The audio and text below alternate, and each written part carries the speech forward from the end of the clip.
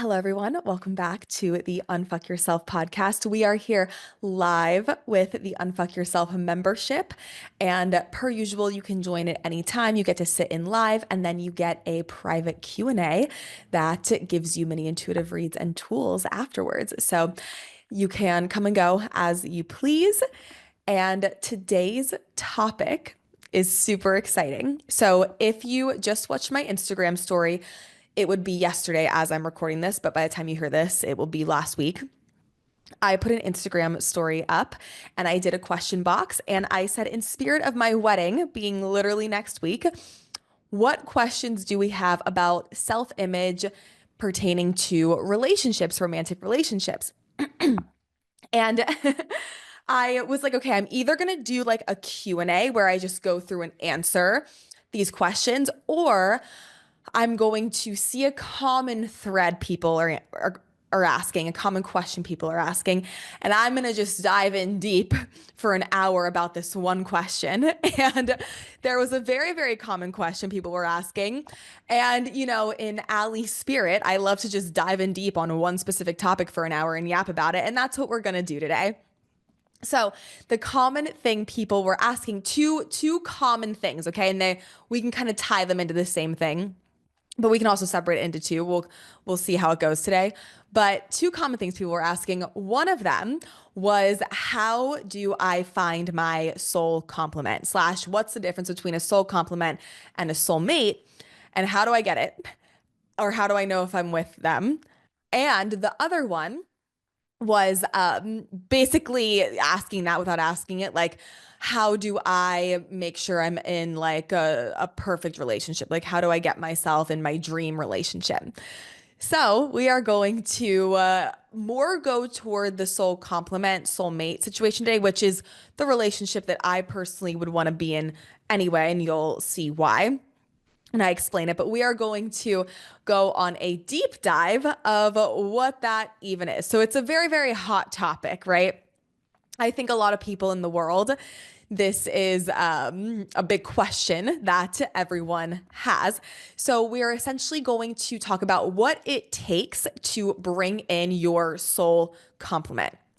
And we are going to start out by talking about a soul complement and how is that different from a soulmate?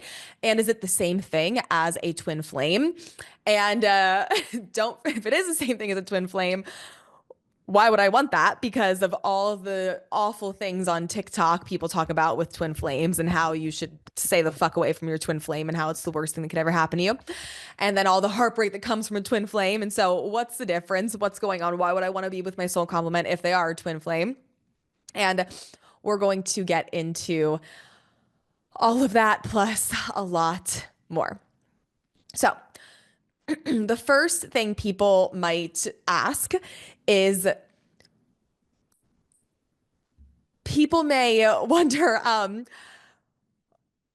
well, before actually, you know what, before we get into that, I don't even want to jump into that yet. So we as humans, we have this deep core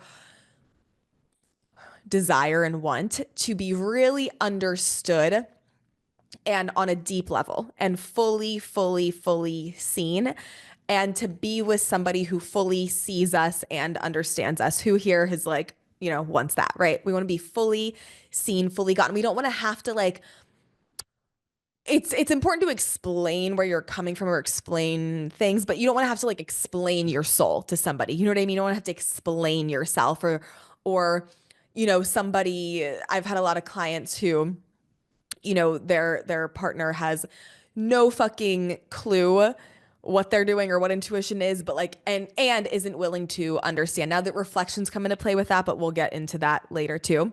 Right now, let's act like reflections aren't a thing and let's just talk about soul compliments. We'll get into the reflection portion of this later. But we survive off of connecting to people. Like, it's a big part of why we're here. We're not meant to be isolated. And if anyone has this thing of like, I'm meant to live alone, I'm meant to be alone, not live alone maybe now, but live alone forever, be alone forever. I'm meant to not get married. I'm meant to not be with a life partner.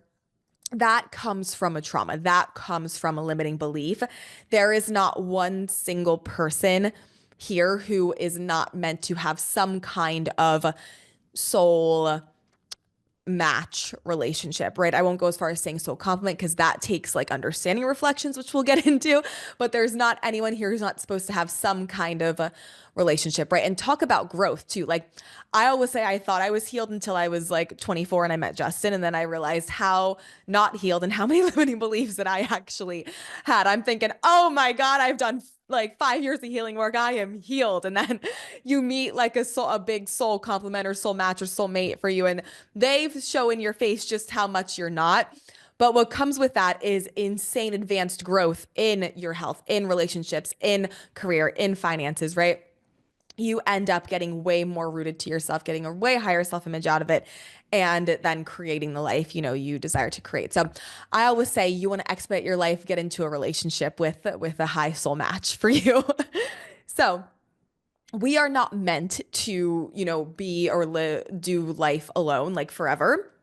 There are times where, I'll tell people you need to go on a masculine detox, or you need to go on a feminine detox, or you need to, like because they're dating for the wrong reasons, right? To get validation or whatever it is. But long term, we are not supposed to like live life without a like quote life partner, essentially.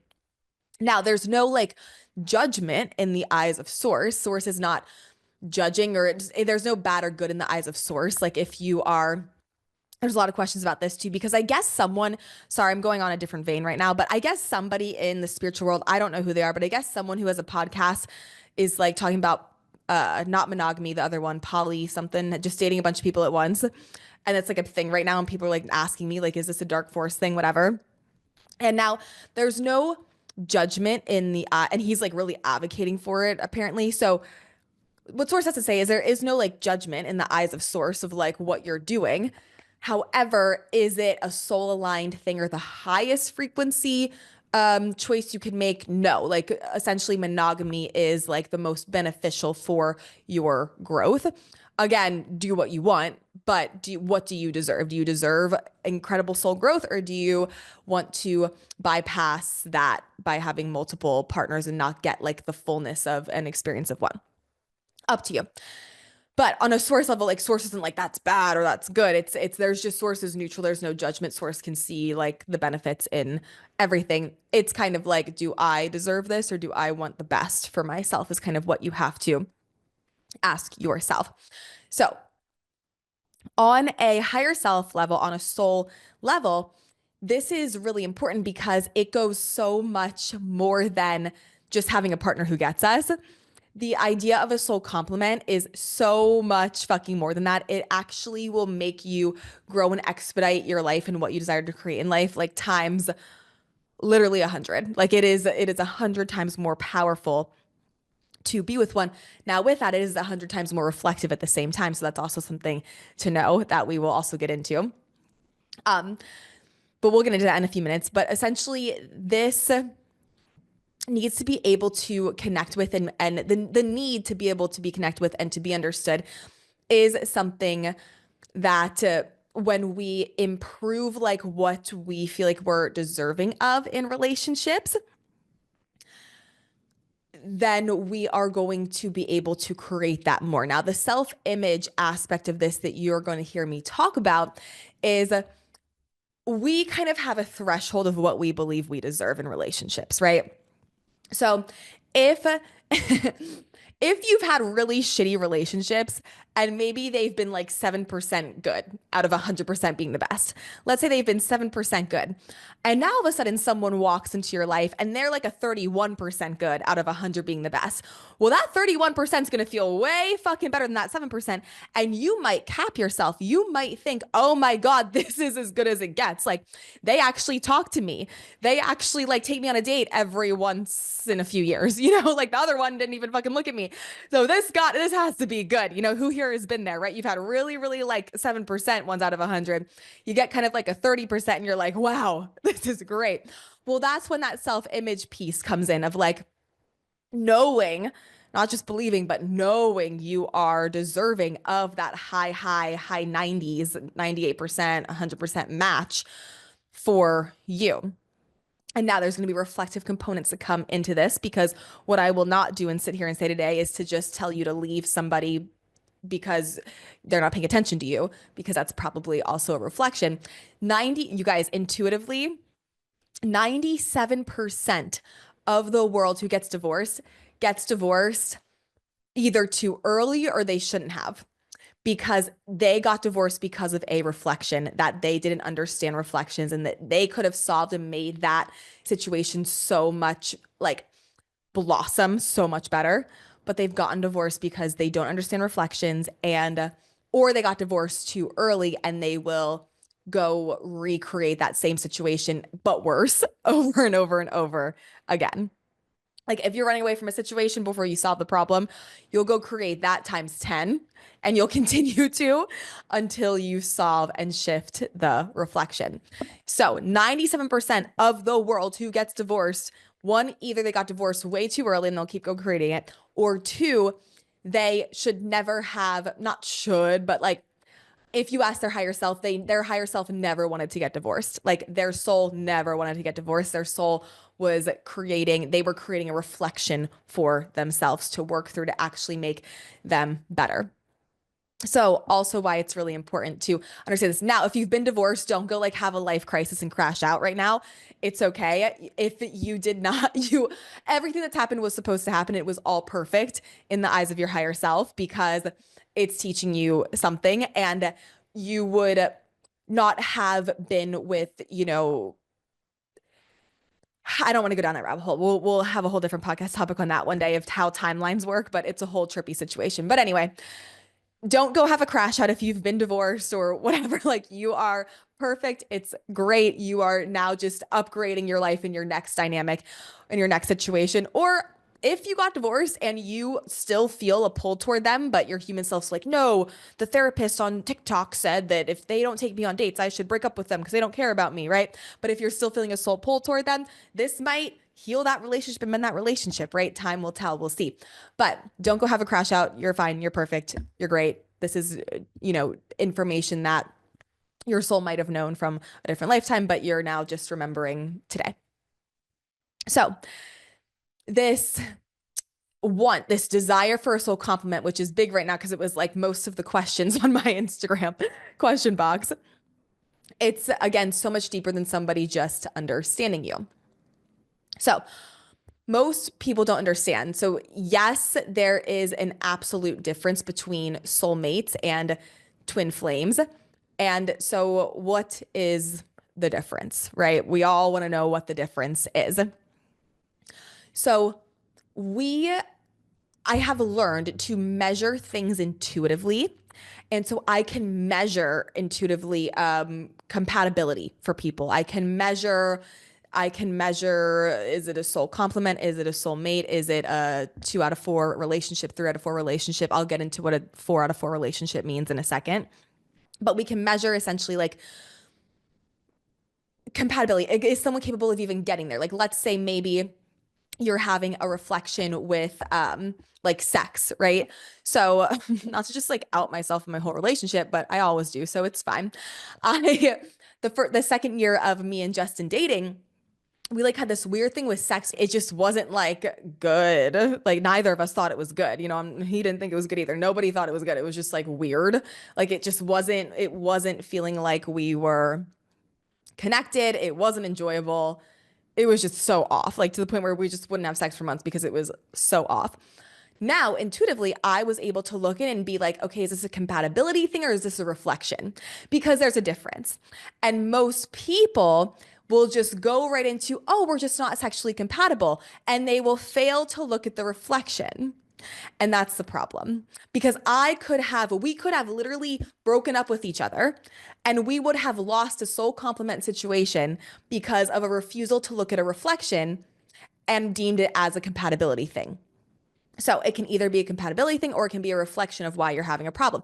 So I intuitively looked in and I was like, compatibility, so I would ask questions like, he has the ability to be 100% sexually attracted to me and only me. Yes. Okay, I have that same potential with him. Yes. Okay, so that tells me it's not a compatibility problem. That tells me it's some kind of reflection, right? The reflection on his end was, he spent his whole life, he never had sex sober ever. He never had sex sober ever until me.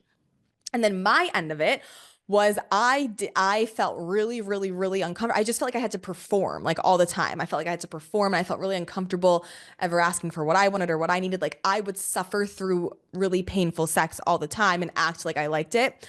And so that was my problem was I was not putting myself first at all in the slightest.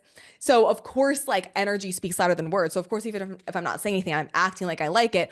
Well, when you're with your, soul complement, they can read energy very well, and they're going to be able to read your energy and know your energy and feel your energy. So mixed of, him feeling that from me and then his own stuff, we had like a reflective situation going on that most people would deem as a compatibility thing, especially because for me, this was going on for like a year, like a solid year and maybe a half of this. And so, a month or two, whatever, we're having like a weird thing, 3 months, whatever, 4 months, this is getting a little interesting, 6 months, okay, let me pay attention to this. But a year and a half, most people would have written off, we're not compatible, whatever.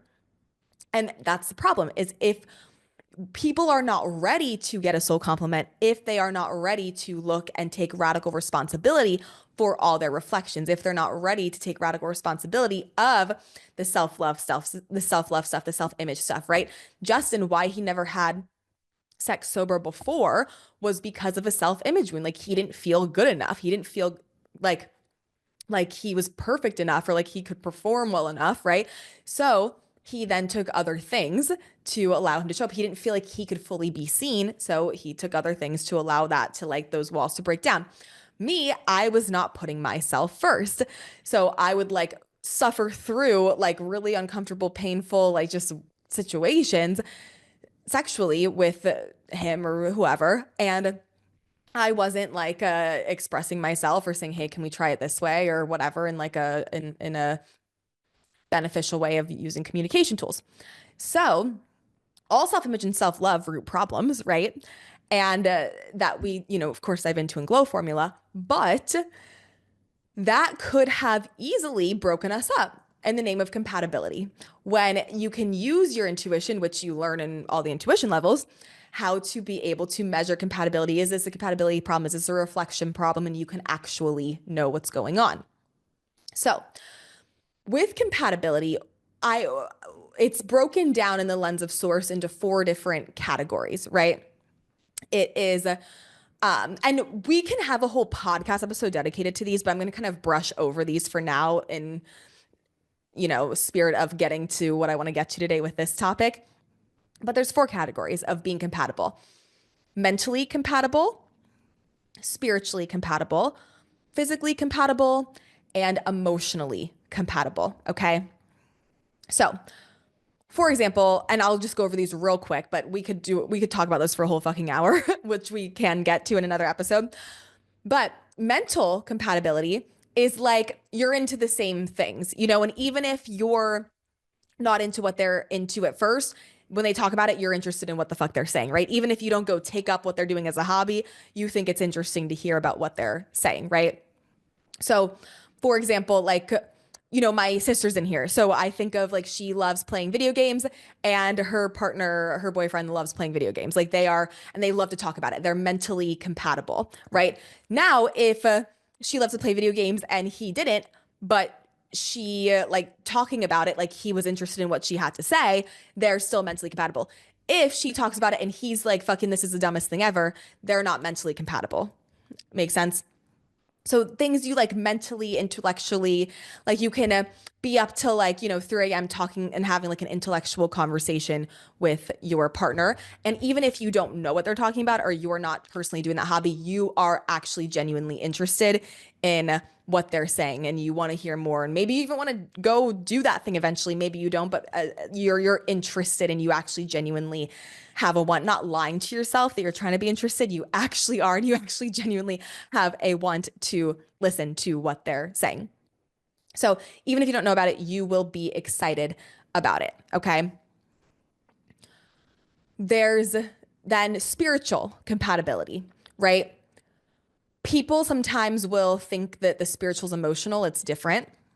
So spiritual is who you're with has the potential to be at the same spiritual place you're at. It does not mean they are. It does not mean that when you meet them, they are. It does not mean that they are right now.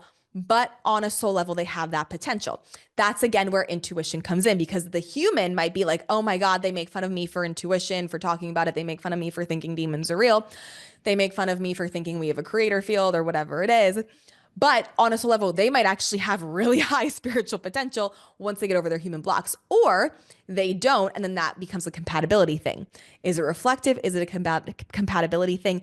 Intuition and learning your intuition, which we have intuition level 1 to 5 to be able to do, will solve your problem with that, right? So there's always going to be two different things. Is it an actual compatibility, or is it a reflective component?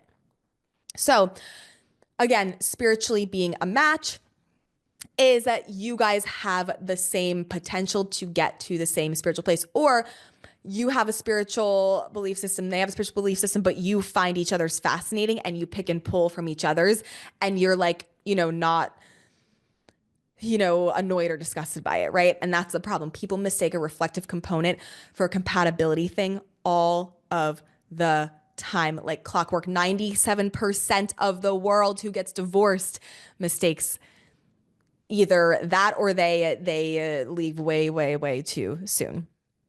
So that is kind of like the spiritual match, right? Then there is kind of there's emotional compatibility, right? And this is the one that it's kind of like if you feel like you have a lot of depth, but your partner is like, has this much depth, like an inch of depth, like you have a full ocean of depth and your partner has a glass of water of depth, or a puddle of depth, or whatever it is, right? Like it's just not matching. Now, again, that's where intuition comes in. Is this a compatibility problem, or is this a reflective component? If it's a reflective component, that ties back to a self-image imbalance, right? If you feel like your partner is not fully understanding you, or you feel like they don't love you enough, right? Like you're like, I'm giving you so much, I'm loving you so much, you don't love me enough, you're not giving me back, right? Is it because they can't? Like compatibility might be like you're 100% of, or their 100% of giving love is only your 39% of it. So they're giving 100%, but you can literally, it's only like 39% in your book. So you're feeling like you're missing something, right? That could be the compatibility part. Or you guys could be really compatible. Both your 100% could be lined up, but you're only giving yourself 21% of feeling like you're special in the world. So they can only match your 21% of feeling like you're special in the world. Therefore, they can only take you on as many dates or spend as much time as you that makes you feel 21% special, which is probably not a lot.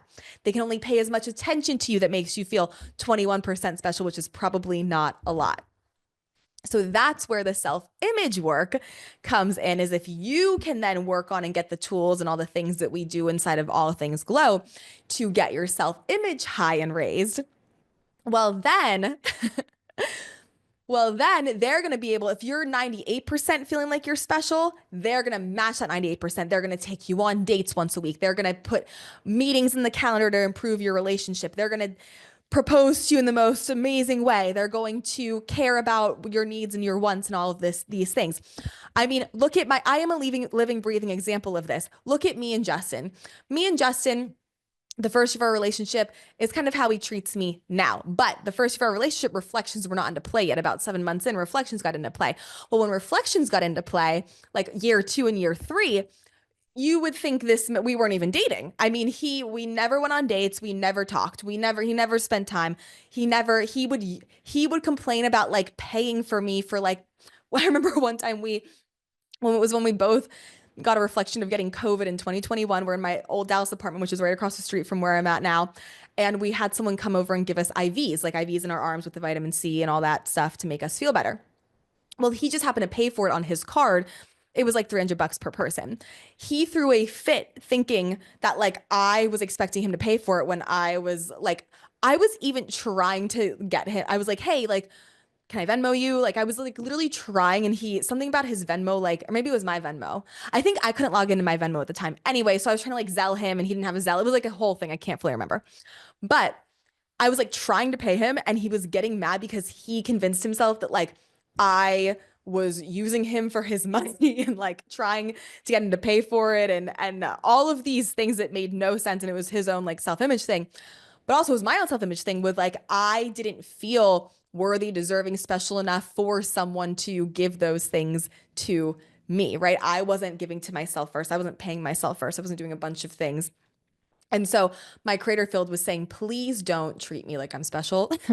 And so that's what happened. Now, fast forward, that same man, flew me to Hawaii, did a whole fucking grand proposal in Hawaii, put so much effort into it. This big ass sign that says marry me, doves flying in the background, a photographer, a videographer, a big ass ring that I wanted, like all of these things that cost way more than the $300 he was complaining about in 2021.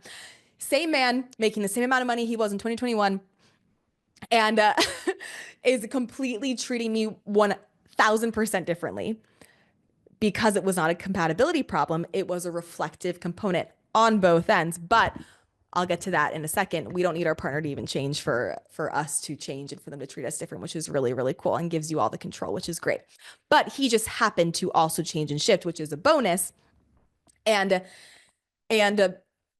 what leads me to our next thing too is even if it's a compatibility problem, like even if you were to come into a one-on-one with me or one of our intuitives and they would tell you, hey, like if Emma were to be here and be in a session with you and she were to tell you, hey, like, yeah, you're only, 70, 37% compatible, right? Like in the emotional, right? So you're not an emotional match. You're only 37% compatible. Well, I would still not leave yet.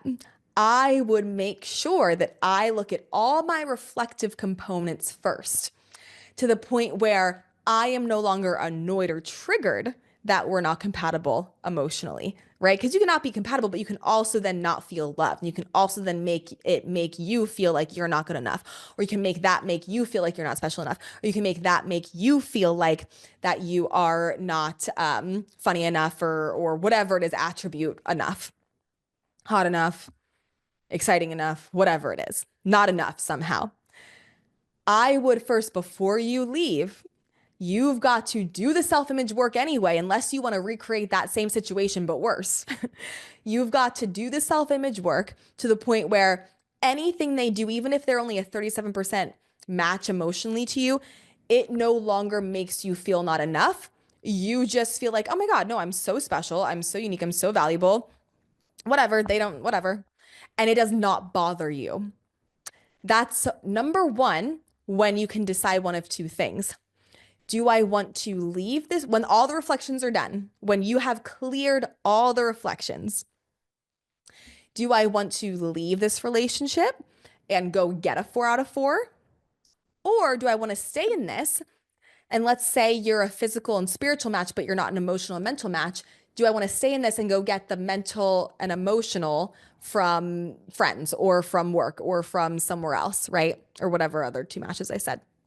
Do I want to go get those other two? Do I want to get the first two from this person, my relationship? And do I want to get the other two from friends, work, somewhere else in life, right? That's your decision. Now we'll get into like what I would decide later, but it's really up to you.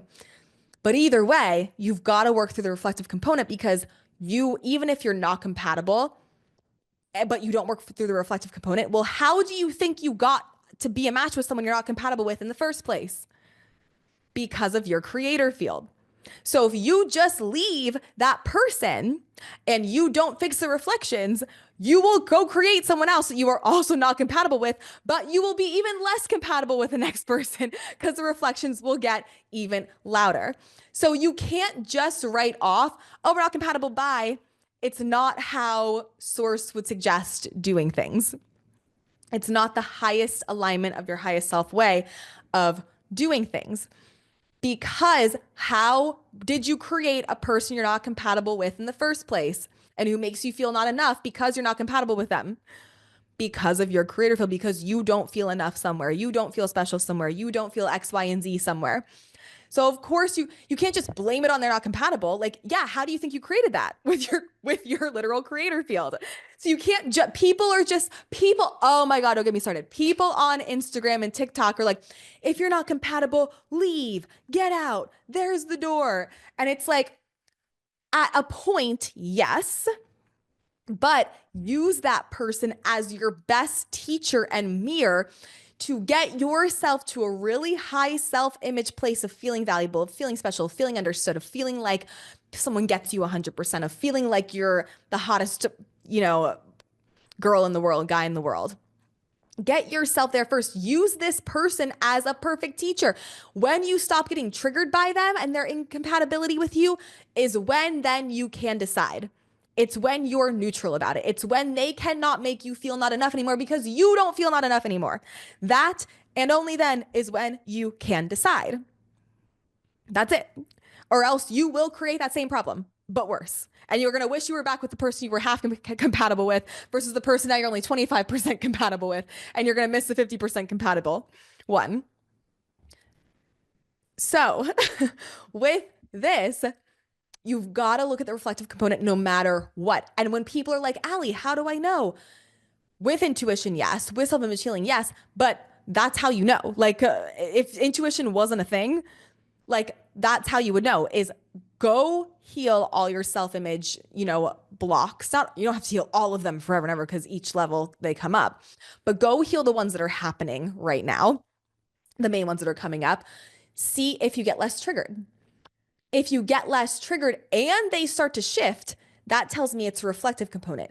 If you get less triggered and they say the same, but you're less triggered, that tells me it's a compatibility component, right? Does that make sense? If you get less triggered and they start to shift with you, it's kind of what happened with me and Justin. Like I healed shit, he shifted, I healed shit, he shifted, I healed shit, he shifted. But if you just heal shit and then they say the same, but you're not triggered, that would just be a compatibility thing. And if you're not triggered, that means you solved the reflective component. Then from there, that's when you decide, do I want to leave? Do I deserve a 4 out of 4? Or do I want to stay with a 2 out of 4 and get the other 2 somewhere else? In my little rant right there, I missed the physical component of compatibility. But the emotional component of compatibility, to finish that up, is it's kind of like, you don't love me enough. And the other person's like, no, I'm loving you so much. And you're like, I don't feel it. It's like you're really deep, they're not, or you're not really deep, they are, or they feel like you don't express enough or whatever it is, right? There's the emotional piece is not there, right?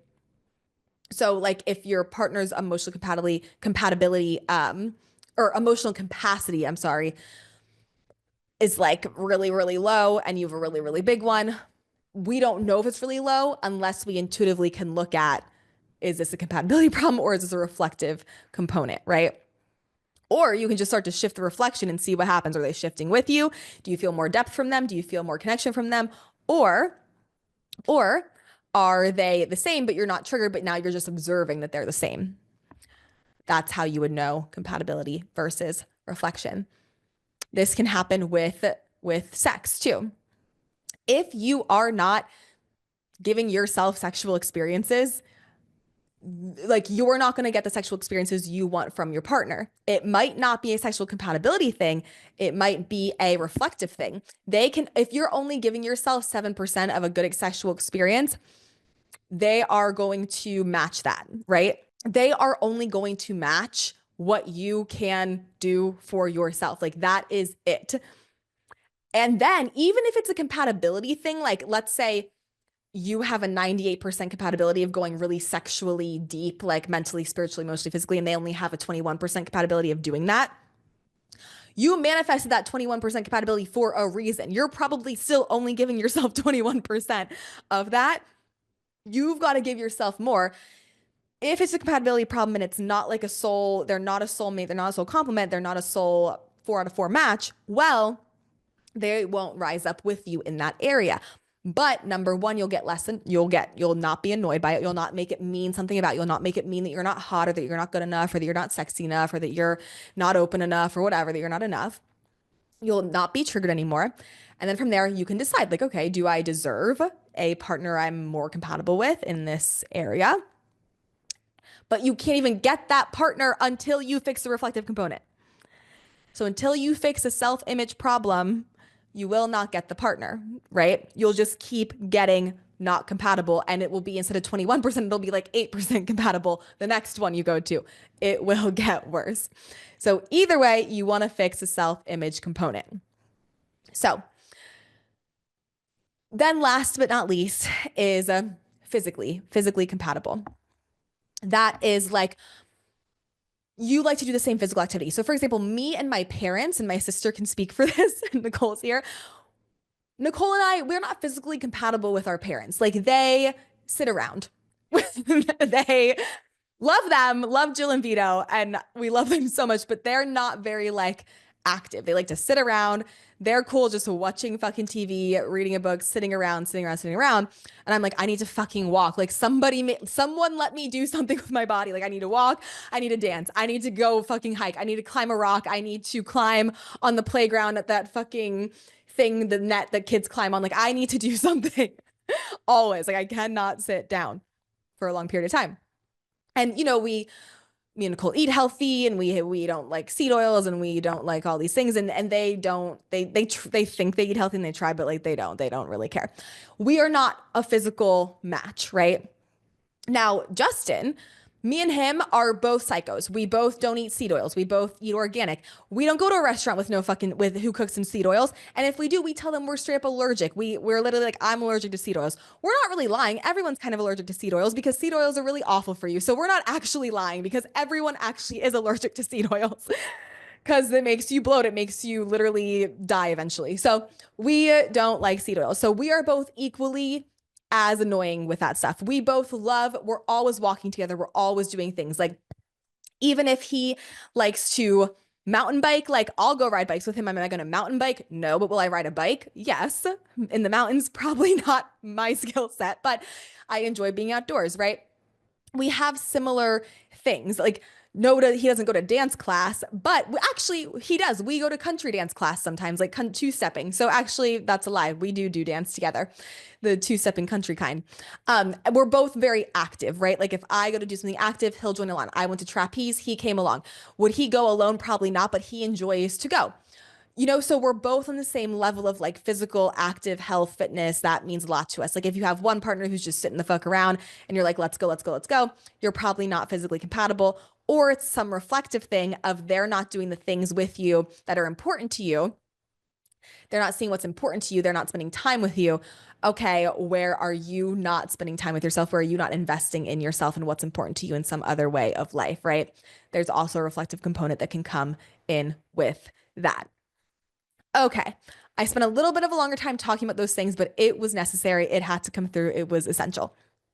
So a 2 out of 4. So when I say 4 to 4, it means mental, spiritual, mental, spiritual, emotional, and physical match. When I say 4 to 4, that's what that means. So, for example, a 2 out of 4 is good in the earlier stages, right? Like, if you're just learning how to date, or you're just learning, like, you're not going to just like how you just wouldn't start a business and go make $1 million, you wouldn't just go into the dating world when you're 14 and go meet a 4 out of 4. You know what I mean? So when you're just starting to date, a 2 out of 4 is great. A 3 out of 4 is great. Like, you're learning what you like, what you don't like. You're getting reflections, and even though if you don't know what reflections are when you're 16, like, your subconscious, your soul does. So it's like you're getting your lessons, right? So maybe, dating a mental and physical, right? 2 out of 4. And those are the two matches, mental and physical. And those are the areas that you will connect with. And then the other 2 areas you're going to try and connect with, but you're going to think that you can like change your partner, but that's never going to happen, right? If you're not compatible, you won't change your partner. If you understand reflections, you'll stop getting triggered.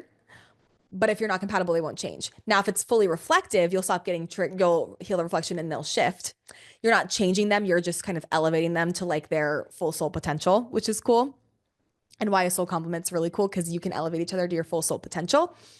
But what happens is if you're a 2 out of 4, eventually the relationship is like you just don't feel fulfilled because you can't connect in those areas. And you're like, well, if I, change partners, maybe this will work, right? And then we go through the same thing again because we never intuitively measure where we are compatible with the person. And most people never do that. And they never look at the reflective component. So they just keep creating over and over again, like a 1 out of 4, a 2 out of 4 relationship, right? A 3 out of 4 takes some intention to create even. So usually if you don't know anything about how this works, you're just creating kind of a 1 out of 4 or a 2 out of 4 relationship over and over again. Maybe if you're lucky, a 3 out of 4.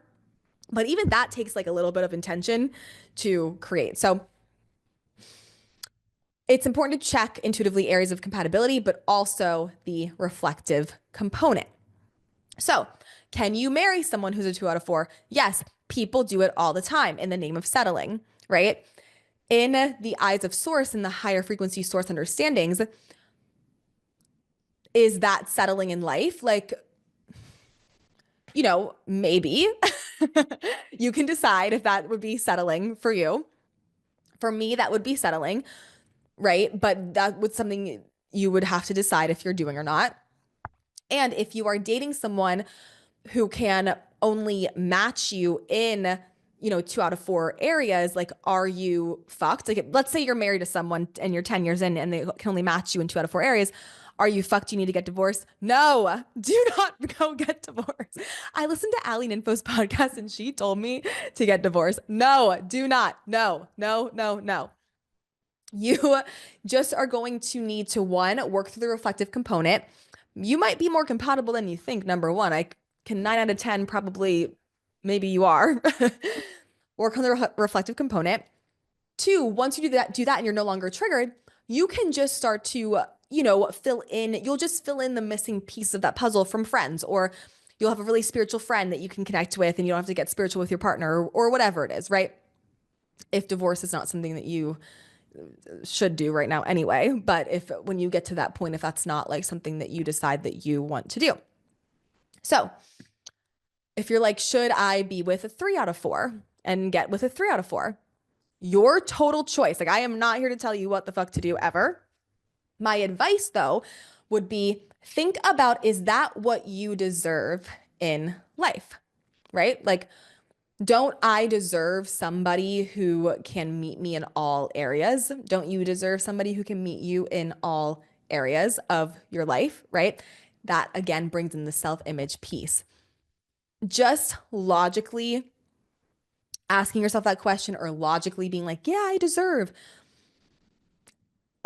Intuition, again, is a human lie detector. So a client can come in and they can say, I deserve this. And I'm like, you 7% believe you deserve that out of 100% being the highest. Like, you can logically think you deserve something, but emotionally connecting to it, it could be low, right? Again, I'm balls deep in this work for 10 years, and there's still things I notice of like, oh my God, I don't feel like I deserve that. And it might, even though logically I would tell you I do, can you emotionally connect you with the true emotional knowing, like, no, I fully deserve a 4 out of 4. I fully deserve that, right? That's where, again, all things glow come into play to get you to that level. Because again, you can leave the person on the human side and be like, I deserve, in the name of I deserve more. But if you're not emotionally connected to I deserve more, you're not going to get a better partner. You're going to get that same partner in a different person, but worse.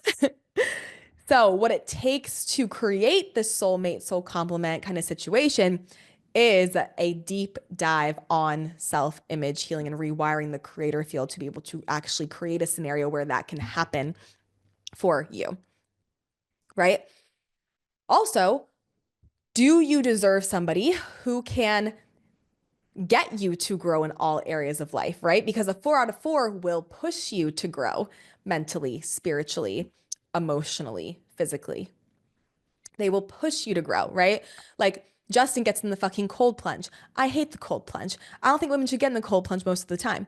I think if you're in your ovulation phase or follicular phase, you could get in the cold plunge sometimes, not all. It's an intuitive thing. I wouldn't even suggest doing it every day. But when I was intuitively pulled the one day, he like coached me through. I wouldn't have done it if he wasn't there. I was intuitively pulled, but my human would have talked myself out of it, right? And I knew I had to get in because I'm working on muscle inflammation. I was lifting way too of heavy weights. And so I brought down the weight and just do more reps, like painfully fucking slow, but we'll get into my workout plan another day. But anyway, I got really like my arms were just looking like thick, but not the good kind of thick, like inflamed thick. And I was like, fuck, I need to get in the cold plunge. It's going to help. Intuitively, I saw it would help a lot.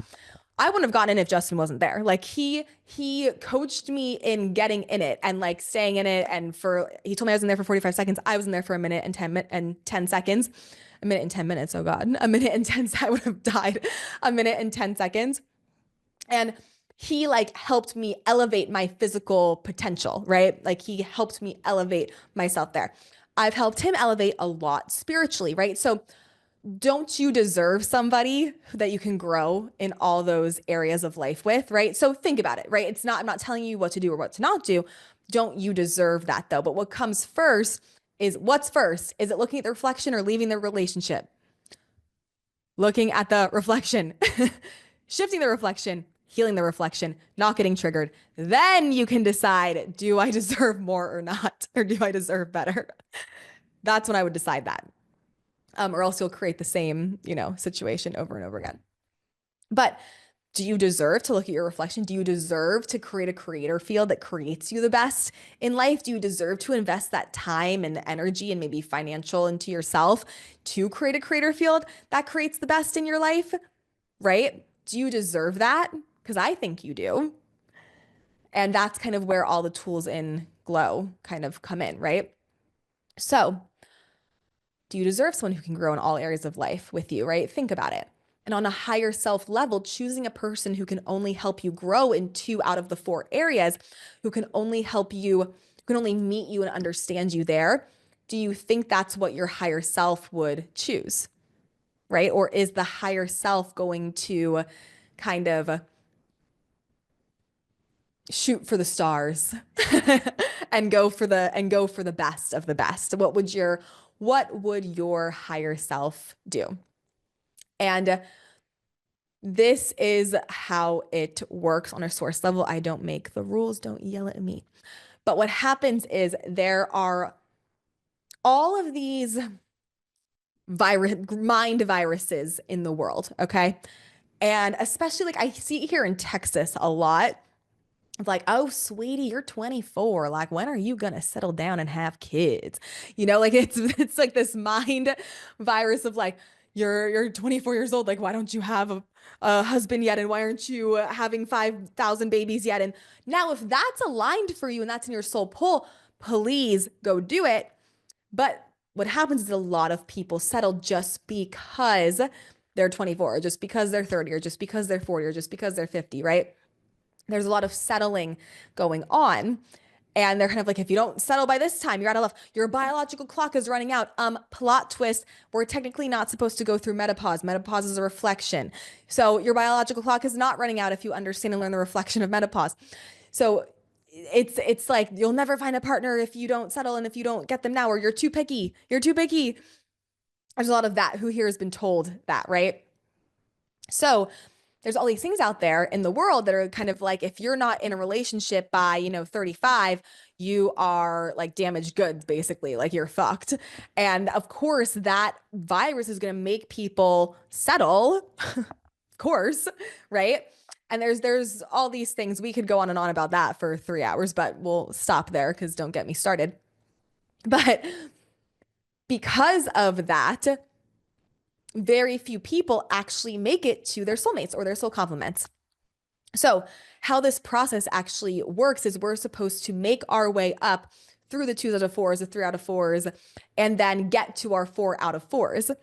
So a 4 out of 4 is considered a soulmate, right? A 4 out of 4 match. We can have multiple soulmates. We can have anywhere from 1 soulmate to like 8, right? And doesn't mean you have to go be with all 8, but you have like 8 options out there somewhere, right? And if they're a soulmate, they're gonna be in a place where you will find them. Like, God's not going to put your soulmate in, the middle of Greece on a boat where you'll never find them unless you vacation to Greece a lot. God's like, source isn't going to put your soulmate somewhere where you're never going to find them. Your souls aren't going to have a contract to be soulmates if you're never going to find them, right? So you don't have to worry about the how. You just have to worry about, is your creator field a match? That's it. You don't have to worry about the how. Just, is my creator field a match is all you have to worry about. And then from there, trust my creator field's creating it, right? If you've made your creator field a match. It's a two-part thing. It's not just the spiritual bypassing of like, oh, if it's meant to be, it will be. No, if I created it in my creator field and I made my creator field a match with all my self-image healing tools, then my creator field will go out and create it. I don't have to worry about the how or the when. So contrary to what like the human kind of story is, so what we're talking about, like, this is straight from source.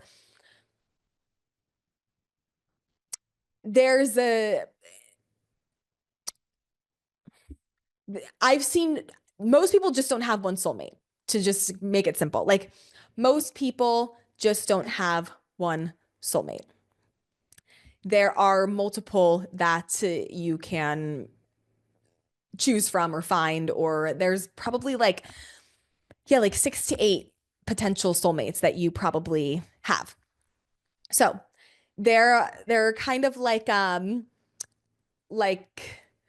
if you miss one, you can get the other one. You know what I mean? So some 4 out of 4s like also aren't meant forever. So like you might have a really good soulmate for the time, but then like you really outgrow like a soul plan or a timeline, and then you're going to be a match for the next kind of soulmate 4 out of 4 to come in. And if that makes sense. So, or if you like fuck one up with one of them because of like missing reflections, you have like another one that will come and you will be with, right?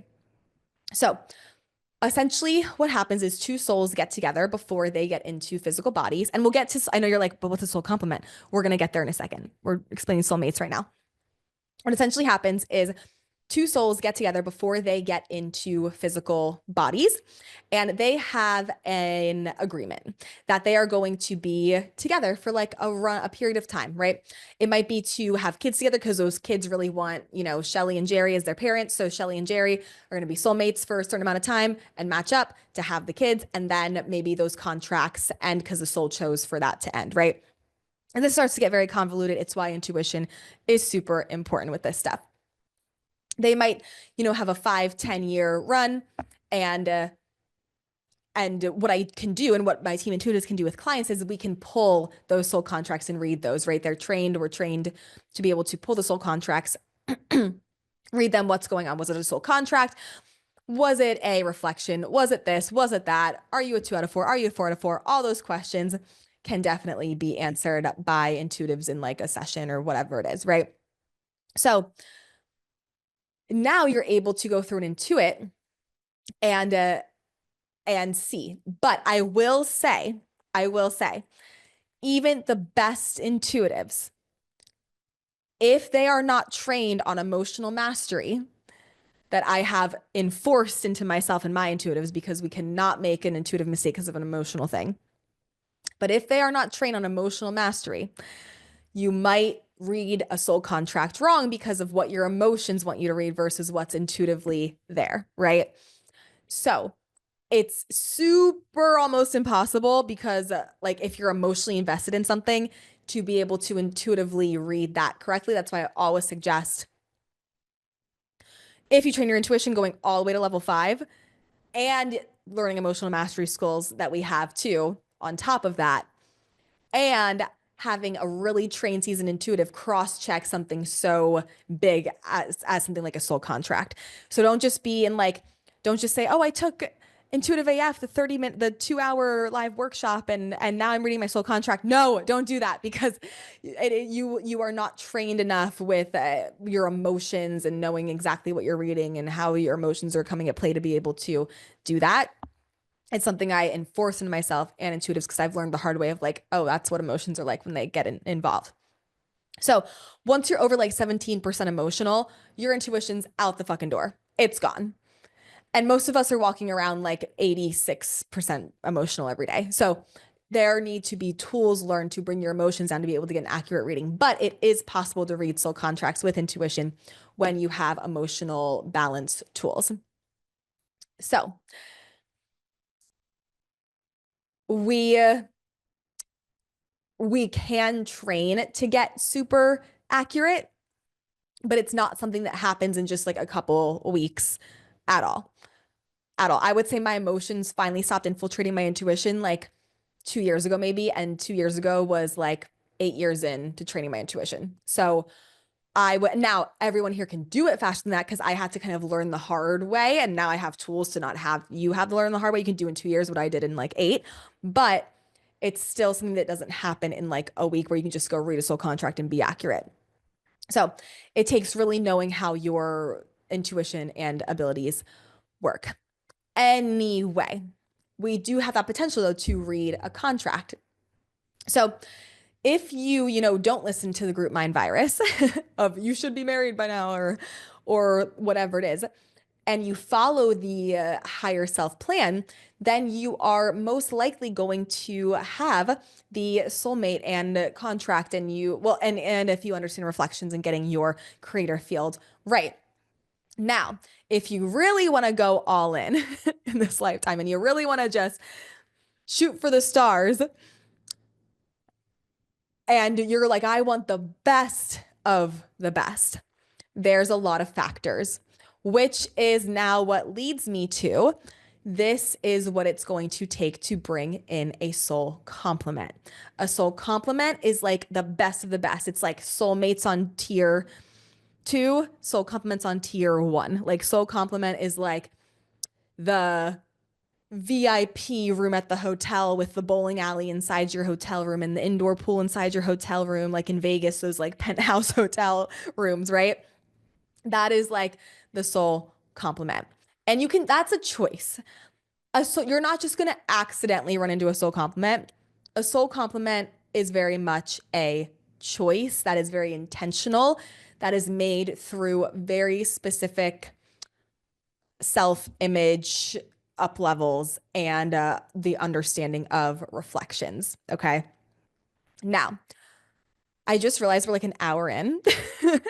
So I'm thinking we make this a two-parter and you're going to be like, Allie, you're leaving me hanging on this part. I'm the worst.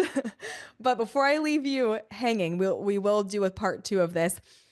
Honestly, I'm going to figure out how to record the part 2 of this before my wedding, which like my team's gonna be like, Allie, what the fuck? You're stupid and annoying and crazy for doing that. But they already hate me right now. My sister's already giving me a death stare of like, how the fuck am I gonna put this in your schedule? But I do want to make sure we get the part 2 out for this at some point, even if I'm doing it on my honeymoon, sometime in August. Okay. I can't promise what date, but sometime in August, we'll get the part 2 out. But before I leave you on that cliffhanger of like, what's a soul complement and how do I get one? I just don't want to give you too much information at once because I went in a lot of directions today that I wasn't planning to go into, but that, of course, per usual, intuition took me into, which was necessary. So, want to make sure we let that soak in because that was a lot of information too.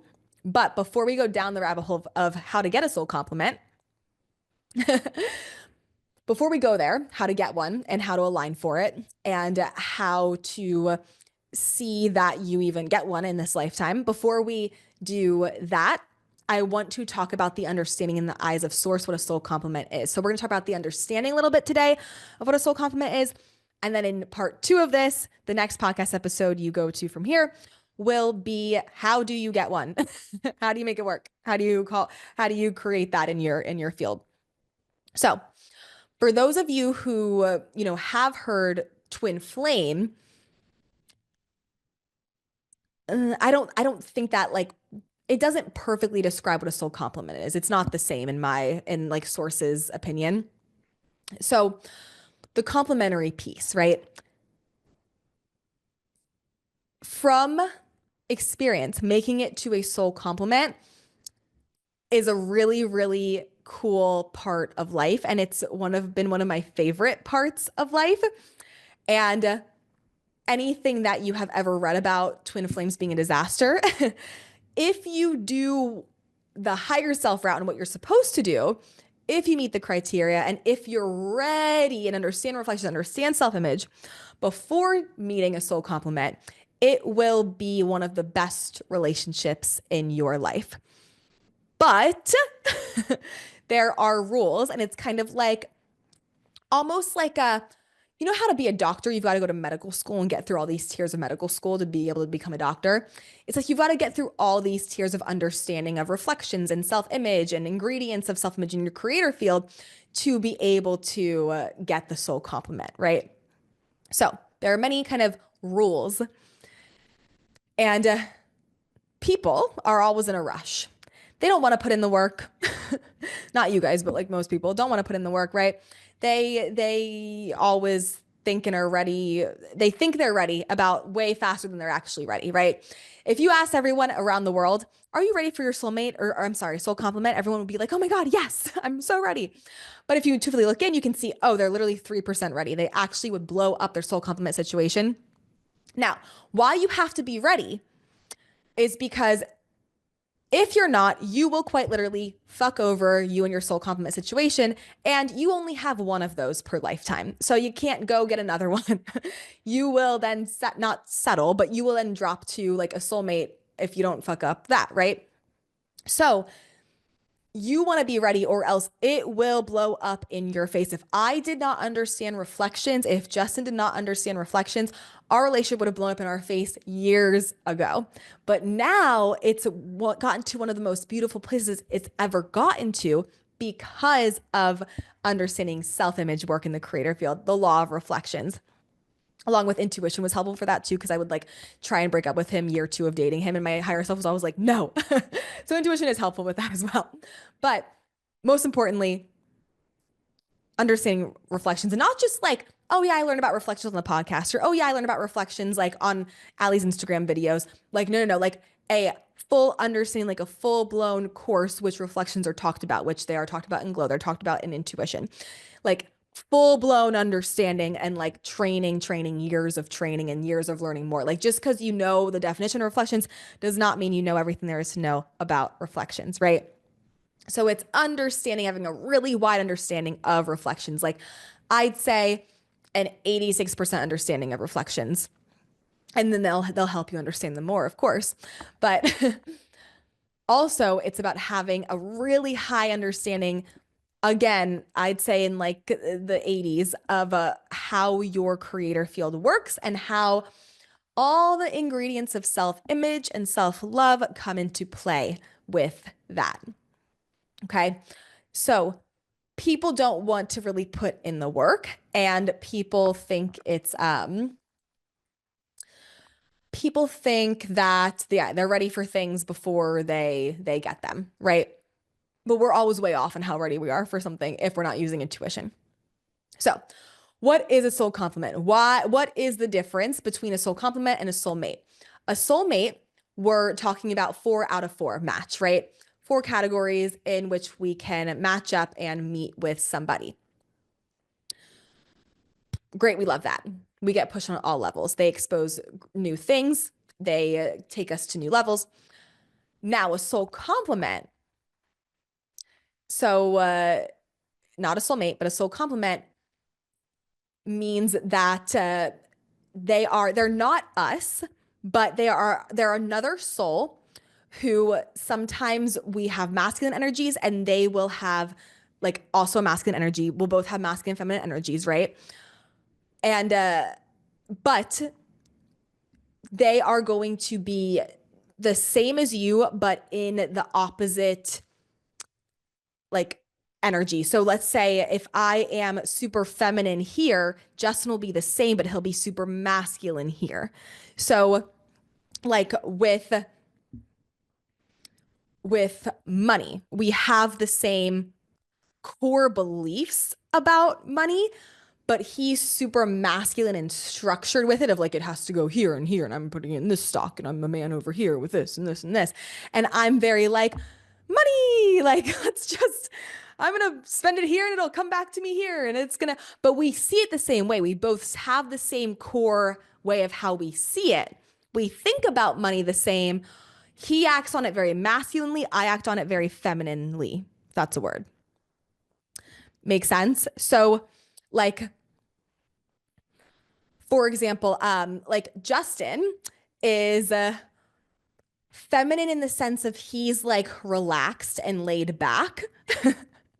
And I'm more masculine in the sense of like, I like to go, go, go and do things all the time. But we both like to go, we're the same, like we both like to go do the same things. We both like to relax the same way. Make sense?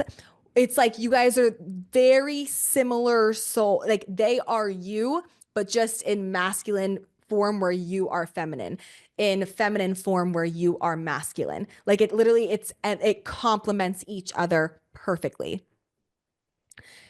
What's really cool too is if you want to change where you're being masculine and you would want them to be more masculine in that area, all you have to do is start to be more feminine in that area and they can start to become more masculine in that area. That is because of the law of marbles that we will talk about in the next episode. Sorry, I'm leaving you on a cliffhanger, but we are, sit with this. We are going to go so much deeper into this in part two.